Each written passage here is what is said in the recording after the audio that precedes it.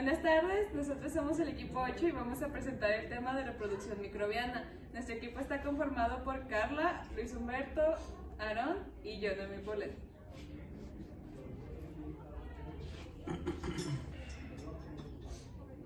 Como introducción vamos a hablar de los métodos de reproducción de microbiano, los cuales son gemación, fragmentación, etc. El más importante aquí es la fisión binaria. Y como generalidades vamos a hablar que aunque muchos de los microorganismos se reproducen asexualmente, existen procesos de recombinación genética, como es la conjugación y la transformación y transducción en bacterias, que permiten el intercambio de material genético entre individuos. Estos mecanismos, aunque no son de reproducción como tal, contribuyen a la variabilidad genética y a la adaptación evolutiva de las poblaciones microbianas. Ahora vamos a hablar de lo que es la fisión binaria. Este es el método principal por el cual se reproducen las bacterias. Este método consiste en que al alcanzar un volumen específico, la célula se empieza a dividir en dos células hijas, las cuales llevan un material genético idéntico. ¿Cuáles son las etapas de la fisión binaria? La primera etapa es que al alcanzar un tamaño y volumen adecuados empieza la replicación del ADN, encargada por múltiples enzimas, lo cual se lleva en una zona llamada origen de replicación. La segunda etapa es cuando los orígenes recién formados se desplazan hacia los polos de la célula, arrastrando consigo las copias del cromosoma, al igual que se va formando un septo. En la tercera etapa, cuando se termina de desplazar cada copia genética, el septo se termina de separar, así formando dos células hijas. Bueno, yo les voy a hablar de la regulación binaria en bacterias. Es un proceso rápido y eficiente que permite la duplicación de una célula madre en dos células hijas genéticamente idénticas. Su regulación es esencial para asegurar una división precisa y evitar errores genéticos o morfológicos. Las etapas principales de la regulación son es una replicación del ADN, comienza con el origen de replicación, y la 2, elongación celular. La célula crece y el ADN se separa en polos opuestos.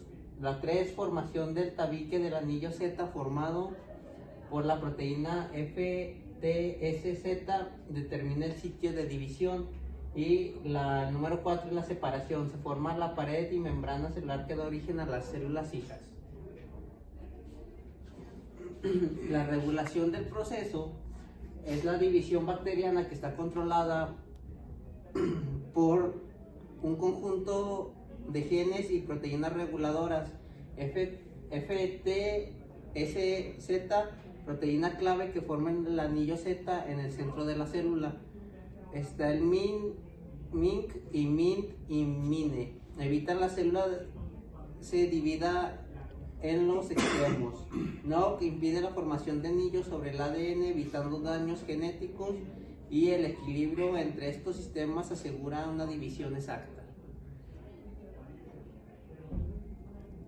Bueno, aquí tenemos el ciclo celular bacteriano, que este es un proceso en el cual una célula bacteriana crece y esta se divide en dos células hijas. Tienen también etapas definidas especialmente que respecto a la replicación del ADN y la de cromosomas, a diferencia de las células eucariotas. Aquí tenemos lo que son las fases. Las fases tienen que es la replicación del ADN. Esta se inicia y se requiere del complejo de DNA que abre doble hélice, y segregación también del ADN. Se duplica su ADN y su fisión binaria también.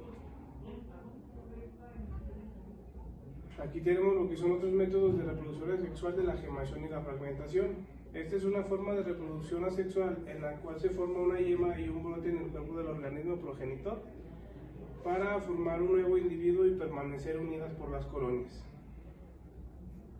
Tenemos otro que es la fragmentación. Este es un tipo de reproducción asexual en el cual el cuerpo del organismo se divide por naturaleza o accidentalmente en fragmentos y cada un fragmento tiene la capacidad de regenerar su parte del cuerpo, dando nuevos individuos completos.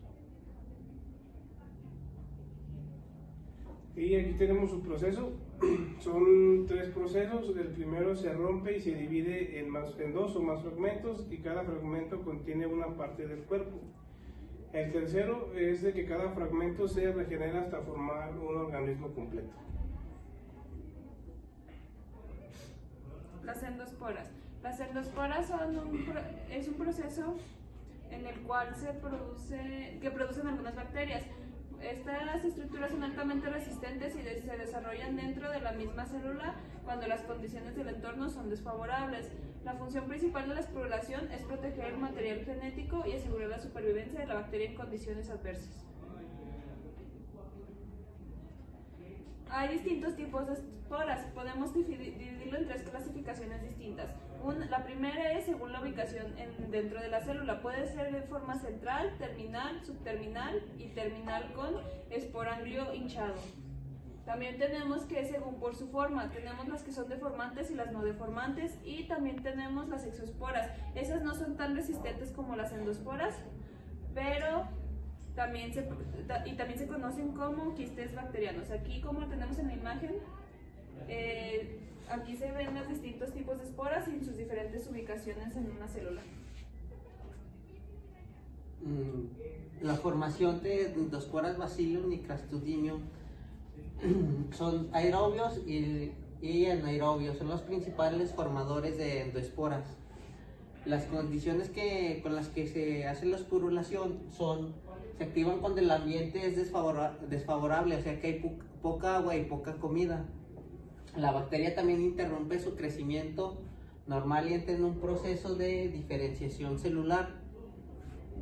El objetivo es proteger el material genético hasta que las condiciones mejoren. Y aquí se pueden ver cómo, en esta imagen se pueden ver cómo sueltan las endoesporas.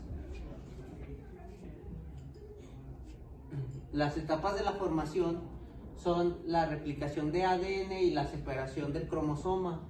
La número 2 es la formación del septo esporal, división asimétrica del citoplasma, englobamiento del presporo de la célula madre, síntesis cubiertas, corteza y capa proteica. La maduración, la endoespora adquiere resistencia, y la número 6, liberación, la célula madre se lisa y libera la espora. Las estructuras de las endoesporas es el núcleo, contiene el ADN y los ribosomas, la corteza, la capa gruesa de peptidoglicano, la capa proteica, protección contra químicos y calor, y exosporio, capa externa resistente, contiene el ácido dipicolónico y calcio que estabiliza el ADN. Como factores ambientales que permiten el crecimiento microbiano, se encuentran las clasificaciones en los nutrientes. Los nutrientes son principalmente para que mantengan su metabolismo. Entonces, cuando la célula no tiene los suficientes nutrientes, también puede acudir a la producción de endoesporas por el estrés del que no tiene los nutrientes necesarios. Entonces, la célula entra en una fase estacionaria y forma estructuras de resistencia y de conservación. A esto me refería de las endoesporas. Y la falta de nutrientes severa lleva a autofagia, que es reciclar los mismos productos que ya tenían como proteínas viejas, y la muerte celular, que sería la apoptosis también. En otro factor ambiental también puede provocar cada microorganismo tiene un rango de temperatura óptimo para poder crecer. Entonces se clasifican en 5, que son los psicrófilos, psicotrófos, mesófilos, termófilos y hipertrófilos, que aquí tenemos que cada uno tiene sus rangos de temperatura, y el primero y el último son de bacterias que corresponden a extremófilas, que se desarrollan en ambientes con temperaturas muy altas. Entonces, Aquí, bueno, en estos microorganismos se clasifica de que las chaperonas moleculares estabilizan las proteínas de estas bacterias, de estos microorganismos, estabilizan su membrana para que esta no se destruya y pueda mantener su forma. En los factores ambientales tenemos el pH, en el que son 3 clasificaciones que se da por una clasificación más ácida, una neutra y una alcalina. Por ejemplo, la Escherichia coli, sí, se puede clasificar en un neutrófilo, pero también puede resistir a unos pH más bajos, pero con un rango límite, ya que si no ya muere. Algunas especies pueden mantener su pH interno intacto y mediante bombas de protones y sistemas de tampones moleculares pueden ir resistiendo este nivel de pH más alto o más bajo. En los factores ambientales también tenemos la aireación, que es el nivel de oxígeno que se puede encontrar en el ambiente. Algunos se clasifican principalmente en 2, que son anaerobios y aerobios, pero en estos se subclasifican en aerobios estrictos. Aquí en los tubos se puede ver que están enumerados por la clasificación. En aerobios estrictos, la condensación de los microorganismos va hacia arriba porque hay más oxígeno en la parte de la superficie, mientras que los anaerobios estrictos, la condensación de las bacterias se encuentra abajo porque hay menos oxígeno allá abajo y se pueden reproducir. En los aerobios subfacultativos, estos pueden crecer si hay oxígeno o no en el ambiente. Y los microaerófilos, estos pueden crecer en una concentración de oxígeno al 10%. Y de los anaerobios aerotolerantes, estos también pueden resistir la concentración de oxígeno en el ambiente. En los factores ambientales está también la presión osmótica, que aquí tenemos 2 representaciones en unas células de cebolla, en donde puede ocurrir la plasmólisis o la plasmóptisis, en donde la plasmólisis se caracteriza porque el citoplasma se contrae y es irreversible si se rehidrata. Aquí está demostrada la plasmólisis, que si la hidratamos de nuevo a la célula se puede volver a su comportamiento original, a su forma original. Entonces, en las condiciones hipotónicas se provoca la ruptura de la membrana de la célula y esto ya es irreversible.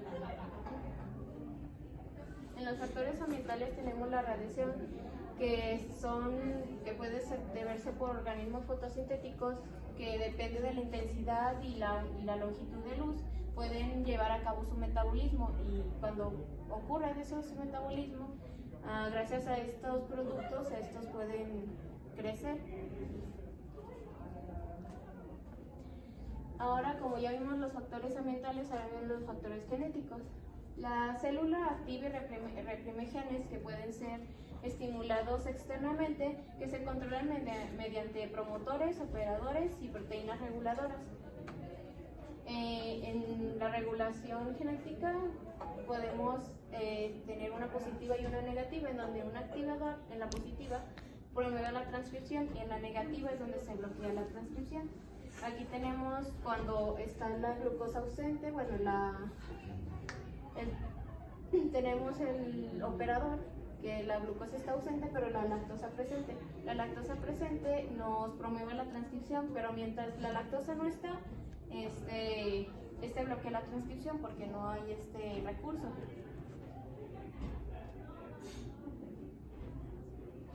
Los operones bacterianos, como ya lo vimos también, está un operón LAC y el operador de triptófano.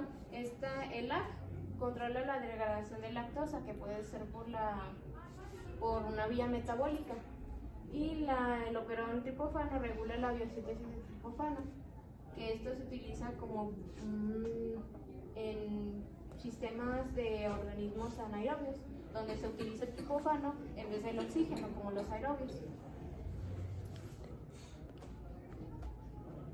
En proteínas del ciclo celular que intervienen en están el FTZ, que ya lo había comentado mi compañero, que es el responsable de formar el anillo de la división. El MIN-S y el MIN-D y el MIN-E aseguran que el sitio se formará en el centro y no en alguna otra parte de la célula. En eucariotas unicelulares como las levaduras, las ciclinas y las quinasas son dependientes de las ciclinas, controlan las transiciones entre la fase G1, C, S, G2 y M, que aquí tenemos el mapa de la concentración de las ciclinas, en donde se ve una mayor concentración, depende de la fase en donde está. Factores genéticos como la reparación del ADN, tenemos el sistema SOS, la reparación de escisión por nucleótidos y la reparación por recombinación. El sistema SOS se activa por daño en el ADN mediante la proteína REC-A. En el sistema detiene la división hasta que el ADN sea reparado. O sea, si se tiene un daño, no se replica hasta que este daño ya sea reparado. La reparación de escisión por nucleótidos es por las bases nitrogenadas dañadas por la radiación, y por recombinación es cuando corrige rupturas dobles del ADN. Tenemos mutaciones y transferencia genética horizontal. Estas también ayudan a la generación de, como me dijo la compañera, con evolución de sus genes y la variabilidad genética. Tenemos las mutaciones espontáneas, que pueden suceder de la nada, y la transferencia genética horizontal. Las mutaciones espontáneas pueden alterar genes que controlan la división y conferir ventajas adaptativas. Estas mutaciones simplemente se dan por adaptación al ambiente o cosas así. Transferencia genética horizontal, estos procesos como aumentan la variabilidad genética en el microorganismo. En los factores genéticos, la regulación epigénica, se hace la metilación de ADN y la modificación de sistemas que controlan la expresión genética sin alterar la secuencia de ADN. Aunque se le agregue un metil a la molécula, esto no se expresa en el ADN y no tiene ninguna mutación importante o que modifique algo de la célula en sí. En el proceso de la transferencia genética tenemos dos, que es la vertical y la horizontal. En la vertical tenemos que la célula madre transmite su ADN a sus células hijas, generando copias casi idénticas. Por aquí tenemos una imagen en donde aquí se pone este extracto de ADN que las propias hijas tienen igual, pero pueden ir variando por generaciones de adaptación. En la transferencia genética horizontal, esta sí se caracteriza porque la genética o el linaje no es cambiado ni nada, sino que es un proceso donde simplemente se replica igual el ADN y que no es necesidad de replicación sexual. Entonces vamos a las etapas de la transferencia genética, que es la conjugación, que es el proceso en donde se hace la transferencia directamente del ADN entre dos bacterias por contacto físico. Este contacto físico no es como tal totalmente, sino que se da por un fili, que es este. Entonces este contacto con este fili, podemos decir lo que se viene, primero tenemos una célula donante, y aquí tenemos este ADN donante, donde por el medio del fili se va a transferir este ADN a la otra célula y este se va a replicar para poder tener esta conjugación del ADN en las ambas células. Esto se hace principalmente para la variabilidad genética en cada uno de los linajes. En la transformación es la captación y la incorporación de expresión de ADN y fragmentos genéticos presentes en un medio extracelular, o sea que el ADN se va a captar desde el ambiente externo de la célula. Entonces tenemos como mecanismo que tenemos una célula donadora que muere y que libera su ADN al medio, poder tener esta conjugación del ADN en las ambas células. Esto se hace principalmente para la variabilidad genética en cada uno de los linajes. En la transformación información es la captación y la incorporación de expresión de ADN y fragmentos genéticos presentes en un medio extracelular. O sea que el ADN se va a captar desde el ambiente externo de la célula. Entonces tenemos como mecanismo que tenemos una célula donadora que muere y que libera su ADN al medio. Estos fragmentos son captados por otras bacterias, que aquí tenemos la otra bacteria que está captando el ADN de la que muere. Y una de las cebras se va degradando mientras que la otra se recombina con el ADN de esta bacteria y así es transferida la información genética de la célula que murió hacia una nueva. En la transducción tenemos que es el proceso mediante el cual un bacteriófago, aquí sí es una situación más específica, ya que se transfiere su ADN de una bacteria a otra y se tienen dos transducciones, una generalizada y una especializada. En la generalizada ocurre un ciclo lítico del fago. El fago infecta la bacteria y tenemos, por ejemplo, este bacteriófago que infecta a la célula, degrada el ADN y fabrican nuevas partículas virales, que aquí pues, en este esquema lo tenemos representado. En la transducción especializada, aquí ocurre el ciclo lisocrino, como antes ya lo había mencionado, y el fago templa y se integra al sitio específico del genoma y bacteria, el genoma bacteriano. Aquí, por ejemplo, aquí el especializado, aquí el gen o el material genético que inyecta el bacteriófago se da en un sitio específico del gen de la bacteria que se va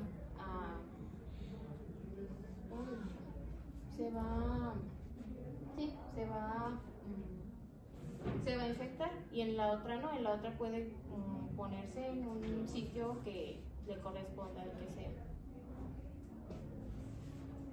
Entonces, muchas gracias por su atención y eso es todo por nuestra parte.